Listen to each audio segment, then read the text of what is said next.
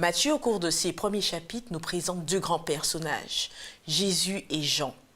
Quel lien y a-t-il entre ces deux personnages?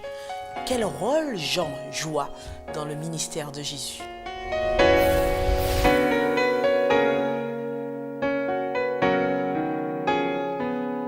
Bienvenue chers amis dans votre émission Autrement dit, c'est un plaisir pour moi de vous retrouver en compagnie d'Eddie Michel et de Samuel. Bienvenue à vous deux. Merci. Alors nous poursuivons cette semaine l'étude du livre de Matthieu et nous vous invitons à lire les chapitres 3 et 4 de ce livre. Alors au cours de ces chapitres, nous voyons un nouveau personnage arriver, Jean-Baptiste. Alors, pour commencer, qui est Jean-Baptiste au fait et quelle était sa mission? Jean-Baptiste était le cousin de Jésus et on nous le présente dans le texte comme celui qui préparait la voie au ministère de Jésus. Le prophète Malachi nous le présente de manière prophétique comme étant Élie, et on voit effectivement à travers ses attributs, ses vêtements et certainement sa manière de faire qu'il y a une ressemblance avec Jésus. D'ailleurs, le texte nous dit qu'il avait une ceinture de cuir autour des reins, il se nourrissait de sauterelles et de miel sauvage et qu'il avait un vêtement de poil de chameau. Et c'est un peu comme cela que Élie se présentait. Et son message à proximité du Jourdain, près du désert de Judée, c'est le message de la repentance. Il dit aux gens qui viennent l'écouter de se repentir et il les baptise. Alors, c'est vrai, Samuel, tu nous dis que plusieurs prophètes, en tout cas plusieurs écrits de l'Ancien Testament mentionnent Jean-Baptiste et que l'on compare à Élie. Mais quelles seraient les caractéristiques d'Élie chez Jean-Baptiste? Est-ce qu'il y en aurait, à part bien sûr l'aspect vestimentaire, est-ce qu'il y en aurait d'autres? Oui, c'est-à-dire que lorsqu'on observe un petit peu la situation d'Élie dans l'Ancien Testament, Élie ne fait pas premièrement partie de la famille des prêtres, et Élie est un peu un marginal qui apparaît à un moment donné, qui surgit, qui annonce un certain nombre de choses, qui disparaît aussi. Le ministère d'Élie n'est pas très long. Maintenant, effectivement, dans le livre de Malachi, il est fait référence au prophète Élie, dans le sens où il est annonciateur du grand jour de l'Éternel. Donc on voit que le jour de l'Éternel va être précédé justement par un message de retour à Dieu, parce qu'on sait aussi le contexte du peuple à l'époque d'Élie. Et donc Élie va être celui qui va aussi chercher à ramener un petit peu ce peuple à l'adoration du vrai Dieu. Entre Élie et Élisée, ces deux prophètes de cette époque avec Akab, eh bien on va voir qu'ils ont pour mission de ramener le peuple. À l'époque de Jean-Baptiste, on le sait que sur une longue période, environ 400 ans, il n'y a pas eu de grands prophètes particulièrement, il n'y a pas eu d'écrits non plus particuliers, et donc le peuple est un peu dans le silence. Donc avant que ne vienne justement la venue de ce cadeau, de ce sauveur, eh bien le Seigneur juge bon qu'il y ait un homme qui puisse interpeller le peuple, qu'il puisse éveiller sa conscience.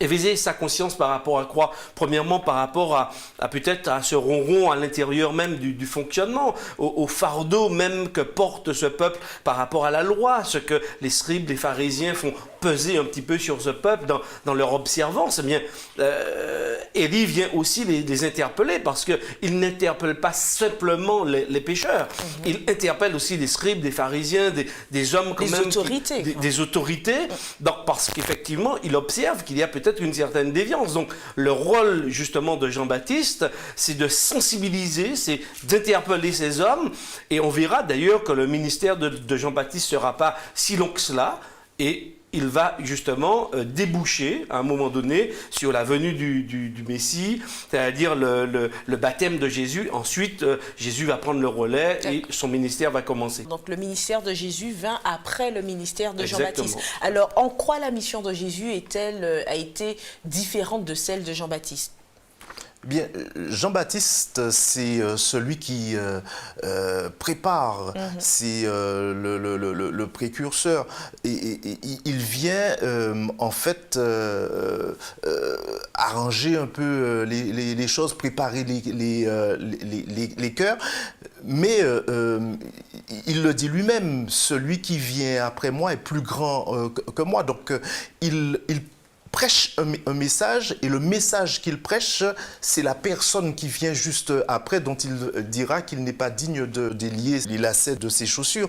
Donc le message, en fait, n'est pas différent quand on va le considérer, puisque Jésus vient dans un contexte où, comme on le dit dans le livre d'Ésaïe 53, si je ne me trompe, nous étions tous errants comme des brebis, chacun suivait sa propre voie. Jean-Baptiste, lui, va dire « repentez-vous ».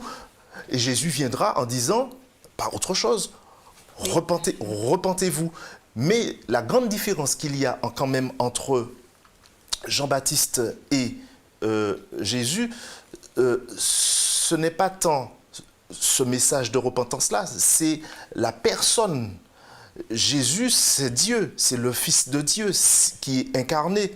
Et Jean-Baptiste, c'est un homme qui est un instrument volontaire entre les mains de Dieu pour véhiculer le message de son maître, c'est-à-dire de celui qui vient après lui, de Jésus. Donc c'est quand même là la grande différence entre les deux.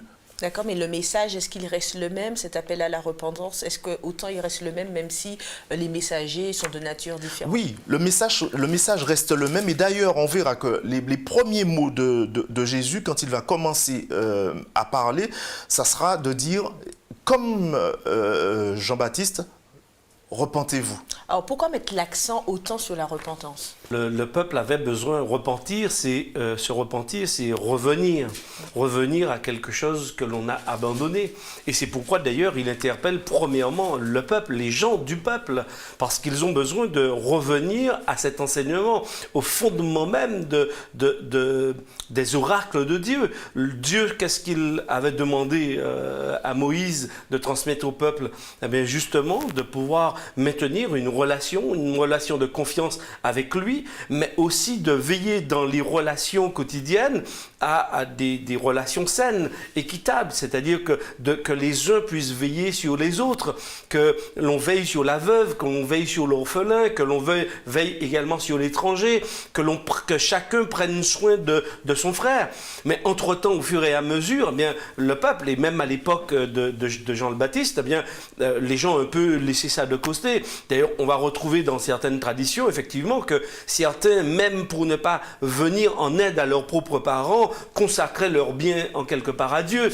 Et donc, il y avait quand même des énormités par rapport à cela. Donc, oui, le message de Jean-Baptiste, il est double. Et Samuel l'a un peu dit, c'est-à-dire que oui, il faut revenir à quoi? Revenir à l'enseignement de Dieu de ce que l'on retrouve dans la Torah, dans l'Ancien Testament, et particulièrement dans les 5 livres de Moïse, mais aussi, si on veut, un éveil, parce que Jean-Baptiste va attirer l'attention sur celui qui vient après lui. Donc le message de Jean-Baptiste ne se focalise pas sur sa personne, mais au contraire, il est en train d'éveiller, et comme Samuel le disait tout à l'heure, de labourer le terrain, parce qu'il sait que celui qui vient derrière, c'est celui qui va instaurer le royaume. Et c'est très intéressant de faire le parallèle, comme on l'a un peu fait avec Malachie. Jean-Baptiste est en train de dire, tiens, le jour du Seigneur est en train d'arriver.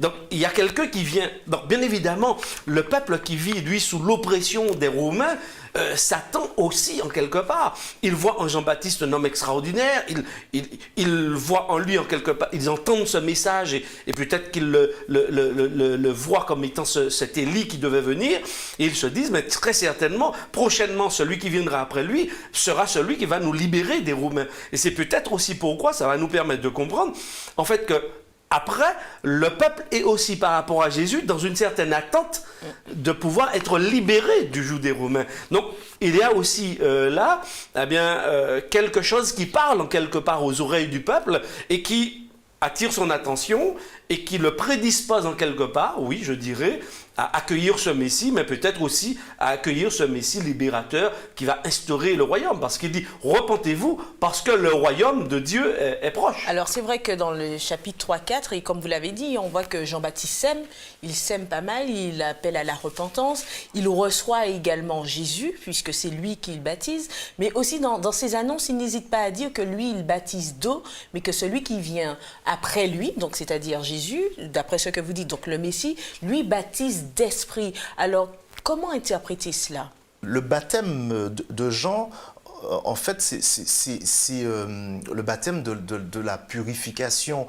Et ce qu'il faut savoir, c'est qu'avant que le baptême chrétien ne soit instauré, il y avait déjà des baptêmes qui existaient, puisque les prosélytes, les non-juifs qui se convertissaient au judaïsme, ils passaient par le rituel du baptême. Jean veut dire par là que il y a une manifestation en fait publique comment dirais-je, d'un changement de vie, mais Jésus, lui, il va apporter quelque chose en plus, il va apporter le Saint-Esprit. Donc c'est pour ça il est question du baptême de l'Esprit. Et ça nous permet de toucher du doigt quelque chose d'important, de fondamental, c'est que Jean-Baptiste avait une pleine conscience de la divinité. C'est-à-dire de Jésus, de Dieu et de son Esprit Saint. Parce qu'il fait bien la différence entre le fait que ceux qui viendront vont être plongés dans l'eau, et puis qu'il y a la dimension spirituelle que Jésus, en le côtoyant, qu'on va obtenir. D'où le baptême d'esprit. Tout à fait. Mais il est aussi intéressant, par exemple, dans le livre des Actes, au chapitre 11 et le verset 16, lorsque Pierre va se retrouver devant des représentants à Jérusalem, il va raconter une expérience qu'il a vécue avec Corneille. Il va leur dire, effectivement, moi je prêchais et la famille de Corneille, etc., l'Esprit est descendu sur eux. Et là, voici ce que Pierre va dire. Lorsque j'ai commencé à parler, le Saint-Esprit est descendu sur eux, comme sur nous au début, et je me suis souvenu de cette parole du Seigneur. Jean a baptisé d'eau, mais vous serez baptisés du Saint-Esprit. Donc, quelque part, cette parole qui est dite par Jean le Baptiste va résonner, va faire écho chez Pierre, et Pierre va dire, mais effectivement, on a parlé du baptême, mais il y a aussi le baptême de l'Esprit. Et c'est vrai qu'il y a une association, en quelque part, entre le baptême d'eau et le baptême du Saint-Esprit. Le baptême du Saint-Esprit dans le livre des Actes, qui marque quand même un début, qui marque le début, justement, de ce message qui est prêché au monde entier, qui sort de la Judée, de la Palestine, et qui va maintenant, et qui commence à se répandre auprès des païens, et qui se répand aux extrémités de la terre.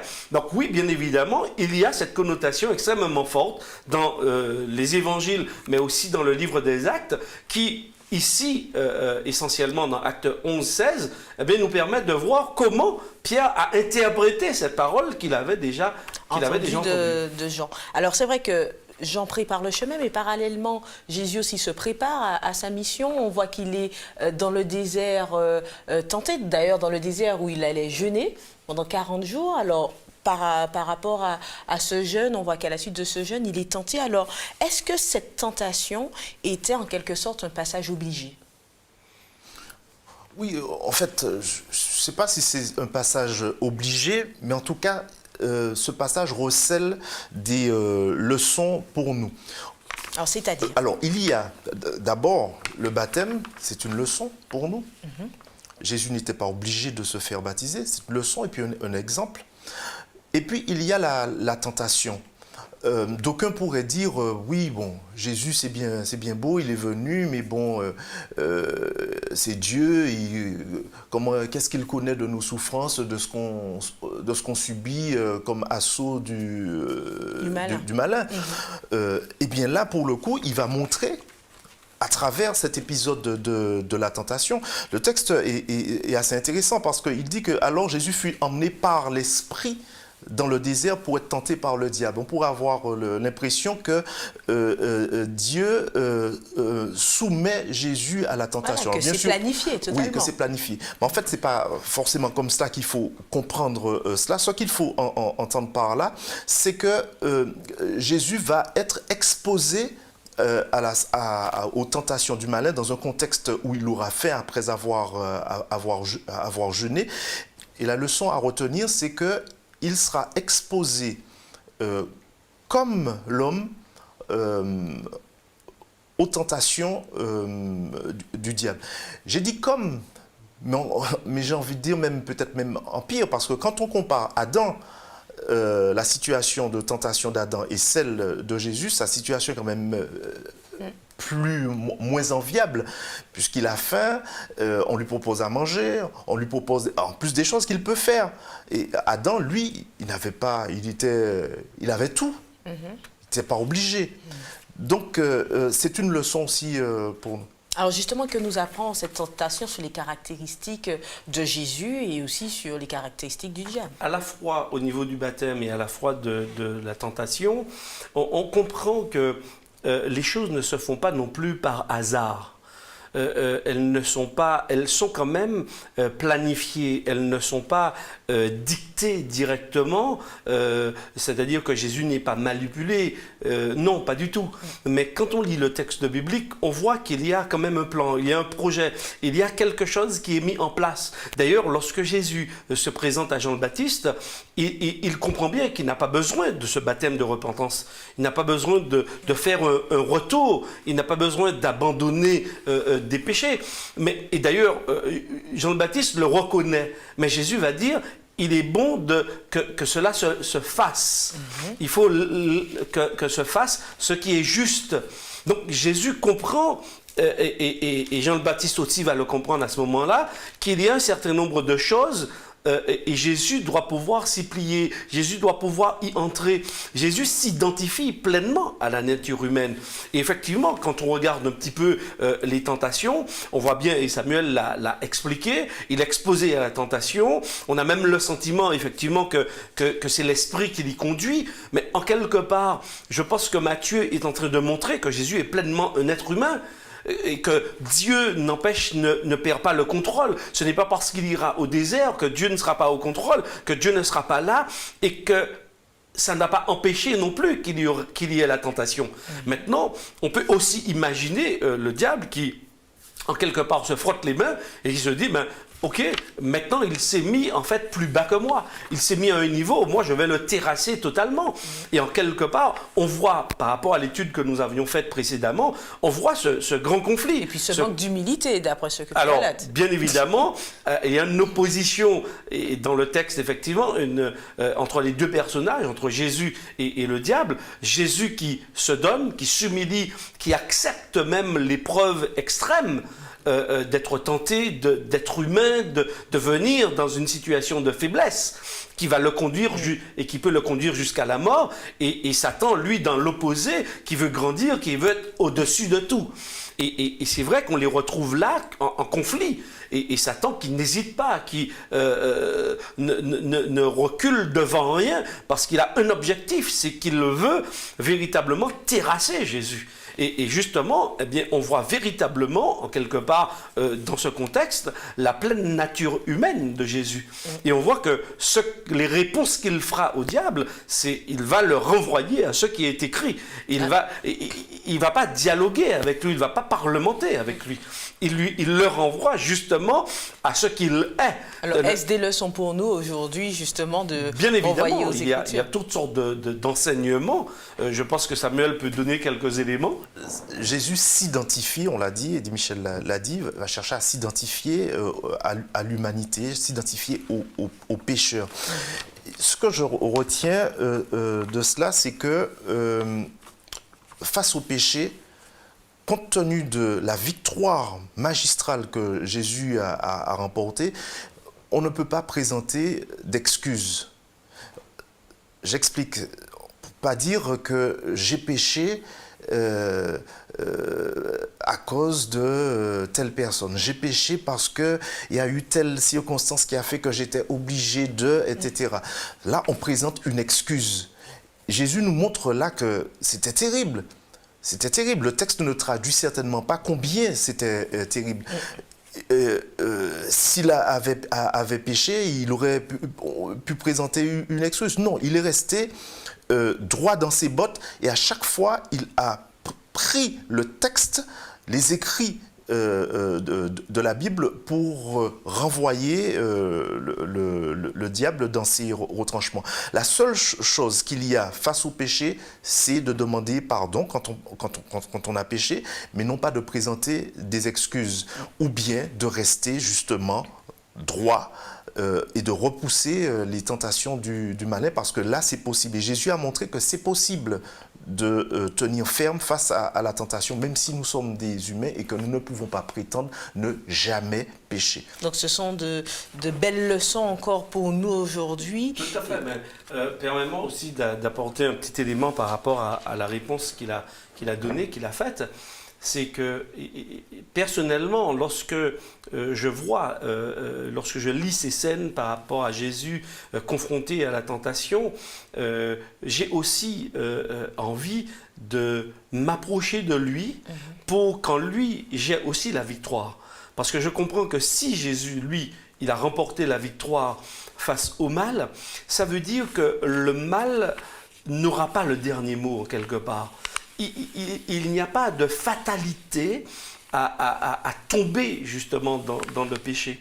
Et je crois que Jésus nous montre cette voie et en corroborant avec d'autres textes de la Bible, et particulièrement celui d'Hébreux, j'ai envie de m'approcher de lui pour être secouru dans mes besoins lorsque je me sens en difficulté, lorsque je sens les assauts particulièrement de l'ennemi, eh bien de me dire, je vais à Jésus parce que je sais que lui, au moins, il a remporté la victoire. Soumettez-vous donc à Dieu. C'est important. Soumettez-vous donc à Dieu, résistez au diable, mais il y a soumettez-vous et il fuira loin de vous. Est-ce que cela a été la démarche justement des premiers disciples de Jésus? Alors, bien évidemment, les disciples de Jésus n'étaient pas Jésus. Ils ont commis un certain nombre d'erreurs. Et comme nous, ils ont aussi appris dans leur cheminement avec Jésus à apprendre à le découvrir, à apprendre à lui faire confiance, à apprendre aussi qu'ils étaient faibles. Et que ce n'est pas parce qu'ils avaient marché ou qu'ils côtoyaient Jésus que finalement toutes les portes étaient ouvertes et qu'il n'y avait aucun problème. Mais est-ce que c'était nécessaire pour Jésus d'avoir des disciples? Parce qu'on voit justement au début de son ministère qu'ils l'ont choisi. D'ailleurs, on verra la liste des 12, mais les premiers furent d'ailleurs des pêcheurs qui furent transformés en pêcheurs d'hommes plutôt que pêcheurs de poissons. Quel lien! Mais donc du coup, était-ce indispensable pour Jésus d'être accompagné de disciples? Alors c'est vrai qu'à l'époque de Jésus, les scribes, d'une façon générale, avaient des étudiants avec eux, des gens qui apprenaient d'eux, avec lesquels ils lisaient la Torah, ils expliquaient la Torah, et ensuite ces personnes devenant des disciples, par la suite devenaient des maîtres eux-mêmes. Et je pense que c'était un peu comme des écoles à l'époque. Et donc, Jésus, comme Jean-Baptiste va le présenter, d'ailleurs dans l'évangile de Jean, cela est particulièrement dit, Jean à plusieurs reprises le présente comme étant l'agneau de Dieu qui ôte le péché du monde. On a le sentiment que Jean va inviter un certain nombre de disciples à suivre Jésus. Et par la suite, on va voir que Jésus va en prendre avec lui, il va les former, parce que la mission de Jean-Baptiste, mais celle de Jésus également, sur terre, était relativement courte. Et il fallait justement pouvoir laisser des hommes, pouvoir laisser des disciples, qui à leur tour porteraient ce message. C'est plus pour de la transmission. Oui, l'objectif, c'est justement de former. Et là, dans le cadre de Jésus, c'est intéressant de voir le type de formation. Ils sont formés sur le terrain. Il y a la partie théorique, lorsque Jésus va enseigner en parabole, etc., avec les histoires tirées de la nature. Mais il est sur le terrain avec eux. Il marche avec eux. Il a des expériences. Et donc, bien évidemment, ces personnes, et dont Matthieu, entre autres, puisque Matthieu va nous laisser quand même cet évangile, il va noter, puisqu'étant lui-même, il écrit quand même un petit peu, lorsqu'il est aux tables, il note, eh bien, il a dû noter un certain nombre de petites choses, et après, voyant le temps s'écouler, eh bien, il va rédiger, il va nous laisser ce magnifique évangile. Par rapport à ta question du côté indispensable, non, Dieu n'a pas besoin de nous pour pouvoir faire passer son message. Donc il n'y a rien d'indispensable à cet égard. Par contre, c'est un privilège qu'il nous fait de pouvoir participer à cette mission de propagation, de porter le message à ceux qui ne le connaissent pas. C'est un privilège qu'il nous fait, mais ce n'est pas indispensable. Dieu a tellement de ressources et de moyens que nous ne soupçonnons pas qu'il pourrait s'en que passer. Ce serait même. présomptueux de penser qu'il a absolument besoin de nous. Mais à partir du moment où le maître de l'univers nous fait cet honneur-là, eh bien, je pense que nous devrions saisir l'opportunité. Alors c'est vrai que nous avons vu les débuts de Jésus, le début de son ministère. Nous avons vu un peu Jean qui a un peu préparé la venue de Jésus. Nous avons vu le baptême, la tentation, les disciples, mais bien avant les disciples, d'abord, où Jésus a décidé d'œuvrer. Est-ce qu'il y a un lieu en particulier où il a décidé de commencer son ministère? Et ce sera la dernière question de notre étude. Jésus a commencé son ministère en Galilée. Matthieu nous parle de Zabulon et le peuple de Zabulon et de Nephtali, donc c'est une région du nord, pas loin de Capernaum. Il est question de la Galilée des païens, c'était une région très passante avec un peuple très cosmopolite. C'est un peu la région de Samarie, dans le secteur également. Et au verset 16 du chapitre 4, qui nous est dit que ce peuple assis dans les ténèbres a vu une grande lumière. Donc Jésus est venu, a commencé son ministère dans cette région, comme le prophète Ésaïe l'avait annoncé. La lumière dont il est fait mention dans Matthieu, c'est Jésus qui commence son ministère dans cette région-là. Merci Samuel. Alors on voit bien que Jésus a été dans une région pas très favorable. Quel peut être le message pour nous aujourd'hui? Eh bien, le message pour nous aujourd'hui, c'est que quel que soit l'endroit où nous pouvons être, quel que soit le quartier, quelle que soit peut-être la réputation du milieu dans lequel on pourrait habiter, eh bien, sans aucune difficulté, Jésus viendra vers nous. Jésus voudrait nous apporter la lumière. Il voudrait que nous soyons la lumière. Et je trouve que justement le fait que Jésus puisse commencer et que Matthieu fasse le lien comme cela avec tout l'Ancien Testament montre bien que c'est ce Jésus que l'on attendait. C'est de la véritable lumière, c'était lui, c'était celui qui nous permettrait de sortir véritablement des ténèbres. Merci Eddy Michel, merci Samuel, merci à vous de nous avoir suivis et nous vous donnons rendez-vous un prochain, autrement dit.